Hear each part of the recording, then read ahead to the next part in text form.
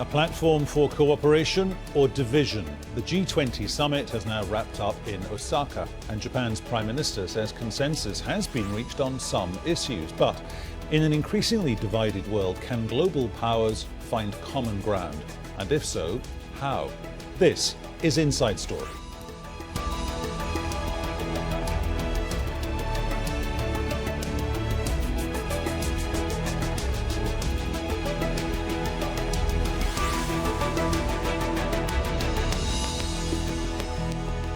Hello and welcome to the programme. Today with me, Peter Dobby. The world's 7 biggest economies, the G7, mushroomed into the G20 following the Asian financial crisis in 1999.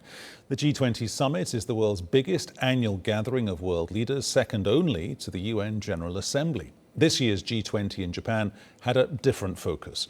Leaders instead focusing there on cooperation among themselves to solve problems rather than the summit's usual themes of sustainable growth, health and innovation. The threat of war between the United States concentrated minds in Osaka. So did the trade war between the world's 2 largest economies, the US and China. However, the closing remarks of some leaders could signal a breakthrough on major issues. Trade tensions are continuing, and there's a risk, so we have to keep those risks and tensions in mind. Still, we have agreed to unite in order to lead the world economy. There are some dissatisfactions between countries, so although there are concerns, what we have to do is establish principles in order to lead the world economy into the future. A free, fair and inclusive economy and open competition.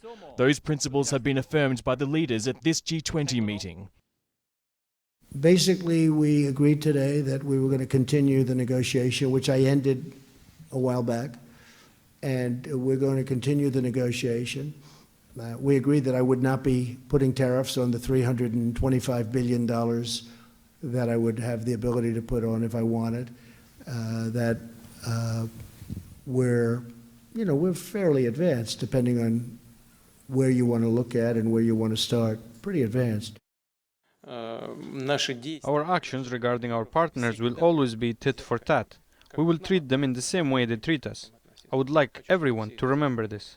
China and the United States both benefit from cooperation and lose in a confrontation. Cooperation and dialogue are better than friction and confrontation. Well, the G20 summit was established to respond to global financial challenges, but world leaders are expected to find solutions in other areas too. The G20 accounts for 85% of global GDP, but the trade between the world's top 2 economies, the US and China, well, that's costing other countries as well. Climate change is another major global challenge. So is migration and displacement, with major humanitarian consequences worldwide. This year's G20 was overshadowed by the threat of war between the US and Iran, and the Saudi Crown Prince Mohammed bin Salman continued to face accusations over the murder of the Saudi journalist Jamal Khashoggi.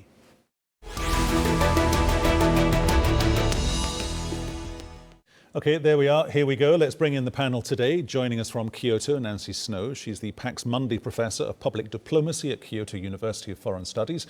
From Moscow, Viktor Olevich, lead expert at the Center for Actual Politics. And in Washington, we have Richard Wetz, security analyst at Wikistrat. Welcome to you all. Nancy Snow in Kyoto. Can I come to you first, please, Nancy? You spent 3 days there. Tell us what the atmosphere was like.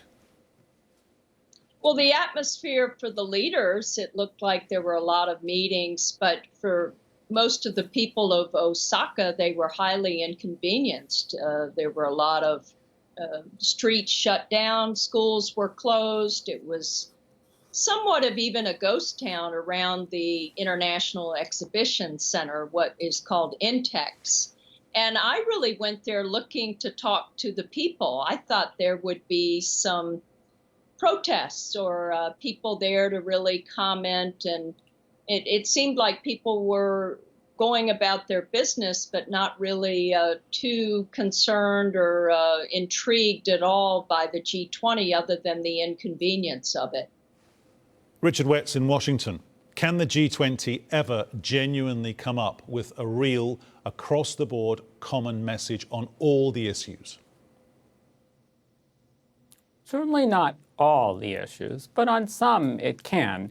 It was easier when the lead form was the G7, G8, since they tended to be, excluding Russia's special status, the liberal democracies with similar industrial profiles, similar outlook, similar goals. So it was easier to get the G7 to come up with these annual statements, agreements, on communiques with many, many provisions. With the G20, it's of course harder. Some issues are probably unobjectionable, whereas others you're certainly going to see major differences between important countries that will block consensus. And Viktor Olevich in Moscow, multilateralism is a very difficult thing at the best of times. But when you've got the elephant in the room, which is this paused trade war between Washington and Beijing, multilateralism surely nigh on an impossibility. Well, of course, G20 appeared on the world stage much as a result of the financial crisis of 2007-2008, when it became apparent that there were new economic players in the world that were not previously included in the G7 and G8. And of course, since then, the positions of major powers have only drifted apart even more. And as we have seen in the past few months and years, the positions of Washington and Beijing have drifted apart, and there doesn't seem to be an end in sight to this confrontation, despite several ceasefires, the latest of which was announced today in the trade talks between the United States and China. Nancy Snow, coming back to you in Kyoto, I mean, is the starting point for the G20 now, wherever they have their summits, they're due in Riyadh in November of next year, is the starting point always now going to be a restatement of their starting positions? Or is it going to be a starting point of, OK, we are going to go for consensus? Well, it seems like it's going to be determined a lot by the host. I would imagine that Saudi Arabia is going to be a very, very different host nation. It was quite noticeable to me. I was monitoring Twitter, and you would think that Twitter wouldn't matter, but ever since Donald Trump was elected in 2016, it matters more than ever. And the Saudi Arabian government, whether through its Ministry of Foreign Affairs or just the central government there, was so active on Twitter and promoting MBS and really had control of that. But it was more about the personalities. I think that we're talking about building consensus, but I wonder what were the issues that really came out of this beyond the personality clashes? Because I would often see coverage where it was China versus the US, but it was really Xi versus Trump, or it was Trump versus Putin. And it's becoming a stage that's really dominated by these strong personalities. And for sure, it was dominated here by Donald Trump, even though Japan was the chair of the summit, and Japan, at least ostensibly, wanted to promote issues of empowerment of women and also of the environment and cleaning up the oceans. I was at a briefing in Tokyo a week before the G20, and the emphasis was on smart plastics and Japan wanting to get the other nations on board with a strong change or an update on the environment. Well, did we really see that come out of this summit? It seemed to have been driven more by the GDP and global economy. And it makes you wonder what is so different about the G20. And what was said earlier, too, there's so many different players now. I was in Ise Jingu, the G7, which, of course, Japan hosted 3 years ago. And that was a lot more user-friendly to viewers. I think there was more excitement around that than this time. Richard Wetz in Washington, is what Nancy Snow in Kyoto is talking about a dynamic that is primarily associated with all big clubs of different countries? The bigger they get, the less powerful they get.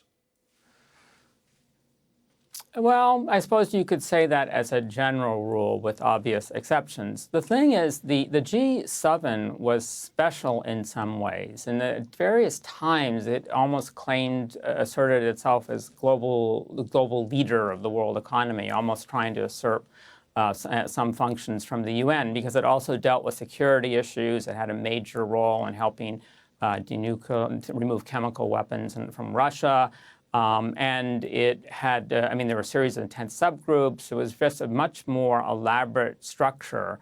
But the problem was that you had countries that weren't members of the G7 that were becoming more important in the world economy, above all China. So many of its economic functions had devolved to this larger group. So it's theoretically possible, I suppose, that if you had the U.S. and China or a couple other countries that had a dominant role in picture policy area, that they would be able to bring on the others to get consensus. But when you get very divisive issues, climate change, globalization, and so on, then I think what you're going to see is stalemate, fragmentation, and a priority on these bilateral meetings on the sidelines between world leaders. Victor, in Moscow, coming to you.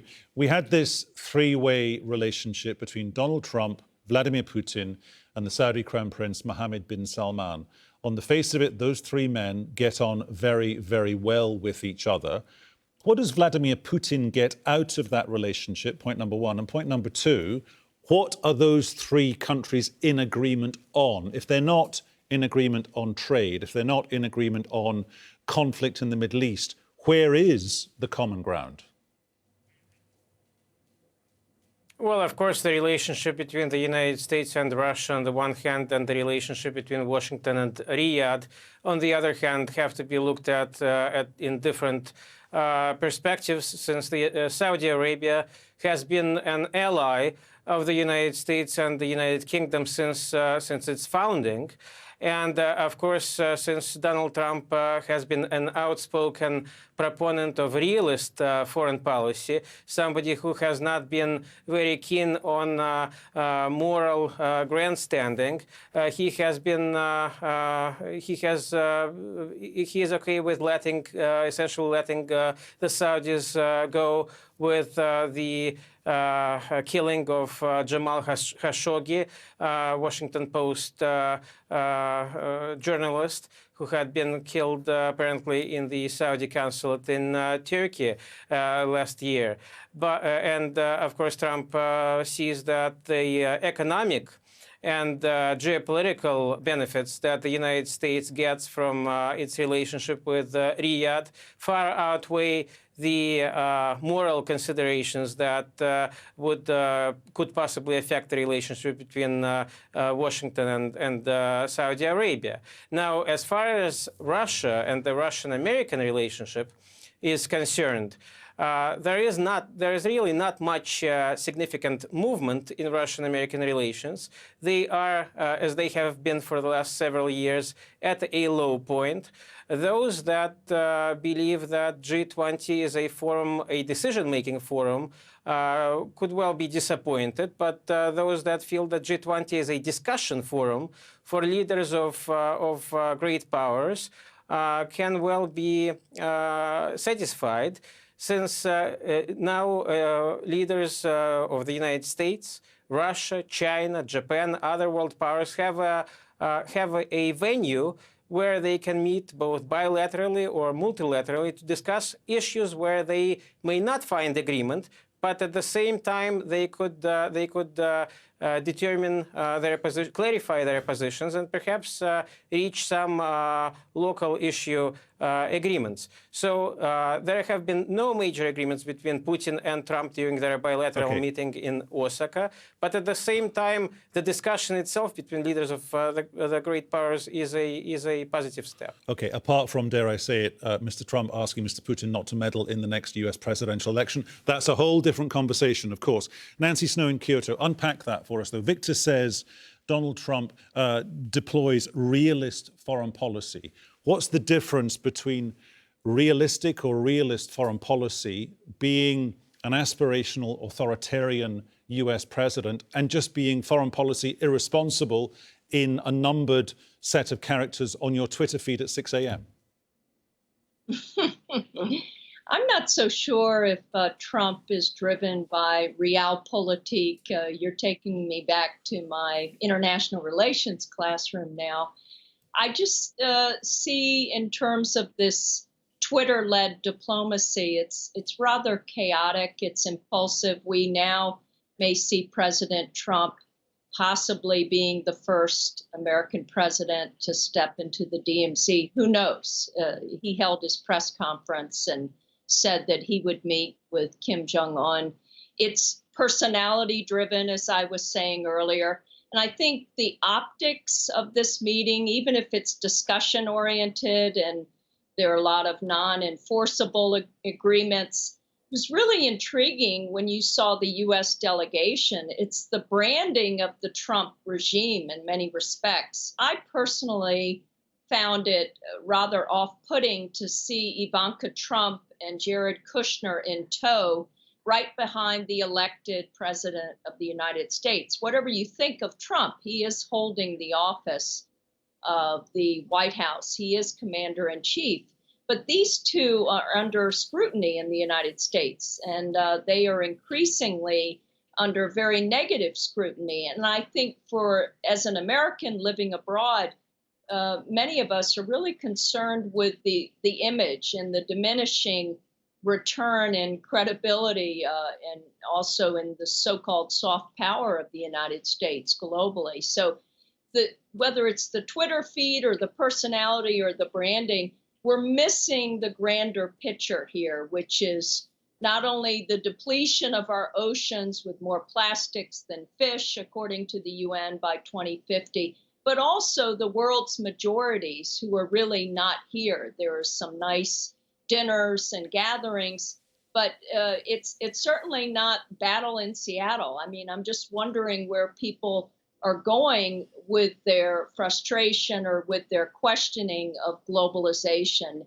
And frankly, it was interesting to hear Putin talk about the end of liberalism, because at least it's putting something out there for people to grab onto and have some substantive dialogue. That's at least more intellectual than some of these tweets in the middle of the night. Richard Wetz in Washington. I mean, Nancy raises a valid point there, doesn't she? That the French President Emmanuel Macron was threatening not to even begin the process of signing up to the final communique unless there was a strong signal about what the world is going to do to the environment. And that was something that Donald Trump's White House clearly wanted to stifle. They didn't want it any place near the final communique. Sure, that was one of the major areas of disagreement.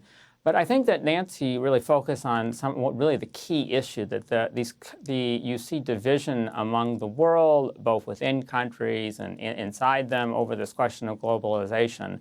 And then so you had Putin, I thought, skillfully at the tactical level try and exploit those fissures, saying that the reason Trump was elected was because he understood that the globalization is hurting the American people, and we see a rejection of liberalism in the West and so on. But of course, the way he defines liberalism was focused essentially on social issues such as gay marriage or other progressive issues, and exclude all the things that most liberals value, which is the checks and balances and political power and so on. The thing is, at the G20, you have these kinds of checks. So if countries disagree, and in this case it's the US and France, then basically if they don't come to a compromise, then the decision is not to do anything. I would point out, though, that between the G7 and G20, there's also, at the much more broader level, the UN, the climate conferences, and so on. And often they will take a lead role on a single issue, even if it's not dealt with at these summits. But isn't there another sense, if I flip that around, Richard, and send it back to you, because is the G20 the best venue we've got for this? It's the only venue we've got for this, because if you look at the WTO, so many G20 countries want to use the WTO as a punch bag. If you look at the G20, so many of those countries, they want to use the United Nations as a punch bag. And that's not to diminish what those two organizations want to do, but the WTO might be the best place to achieve what those organizations can't. So yes, I would agree that if you're going to deal with the world economy, the G20 is sort of, if you have a Goldilocks framework, it's not too hot like the UN, which is so large, or too cold like the G7, which is no longer has the legitimacy to enforce its views on the world economy. So ideally, G20 is the right format. So it's not so much a challenge of the institutional structure or fora, it's more that the major members disagree. So if they were to agree on a policy, then the G20 would be a great mechanism to bring out a common policy, propose action plans to implement it, and so on. So it's less a question of the institution here than it is of the members themselves. Okay, Victor, in Moscow, let's come back to you. Japan's starting point for this get-together unequivocally was we need a, quote, win-win on something. So the communique is more than just, civil servant waffle. There wasn't a clear win-win on any of the big issues, apart from the trade war being stalled, which generates more uncertainty, not less. For Mr. Putin, what would have been a win-win on any of the issues we're discussing? Russia really was not looking for a win-win at the G20 since it looks at G20 as more of a discussion forum than a decision-making forum where the fate of international relations is or economic relations is decided. And of course, Putin having discussions with Trump, Putin meeting with the outgoing British Prime Minister Theresa May, meeting with his other counterparts, was all that Russia was looking for. And of course, those discussions between leaders of the leading powers are a benefit to those countries in themselves. Now, looking back at the exchange between the journalists and on one hand and Putin and Trump on the other hand, that question raised by one of the journalists to Trump, asking him if he is going to tell Putin to not meddle in the upcoming American election. And then we saw Trump clearly mocking that journalist by telling right in front of him to Putin twice, several times, not to meddle in the election. Why was that really done? Well, American officials on different levels, both on the Secretary of State level. Victor, I'm going to interrupt you because that's kind of the fake news debate, which we have done on this program before. But I just want to take what you've said and what Richard has said and kind of boil that down and put one point to Nancy. Nancy, if this is about a strong projection of self-interest, married to strong personalities, married to presidents and prime ministers and crown princes who are pure and simple alpha males in the room, how can any of the issues, the big issues or the small issues, how can they be solved? Well, I think they were somewhat lost here. It was really disappointing to me. And I was waiting for Japan to really step up because Japan will be hosting the Summer Olympics, and it's really has an interest in getting out there on the world stage. But when you have somebody like Trump come into the room, I mean, even the way he handled his press conference, this seemed more like it was the US as the host. It was ironic. And I think many of us, too, are wondering, where is the political leadership? We also see the decline or sort of we've got Theresa May about to leave the stage, and Angela Merkel, too, is not going to be on the world stage as she was in a much more formidable position 3 years ago at the G7. So it's not just about gender, but it's sort of like having these dominant personalities just drive the whole show. And there are critical issues here, and that's what I think the world is waiting to hear from some of them, rather than to get into this mocking or this sort of taking hold of the stage, as I saw notably Donald Trump do. And of course, he's really gearing up in many respects for the election. He even had time to tweet a lot about the back-to-back two-night Democratic debates. There were 20 candidates running against Donald Trump to oust him in 2020. And so he wasn't entirely even focused on G20 issues. Okay. And that's the letdown. Okay, Nancy, Victor, Richard, we have to leave it there. Thank you to our guests. They were Nancy Snow, Victor Olejevich, and Richard Wetz. And thank you to you too for your company. You can see the show again via the website, aljazeera.com. And for further discussion, do check out our Facebook page, /AJ Inside Story, or you can join the chats on Twitter @AJ Inside Story. I'm at Peter Dobbie1 from me, Peter Dobbie, and the entire team here in Doha. Thanks for watching. We will do it all again at the usual times tomorrow. Bye-bye.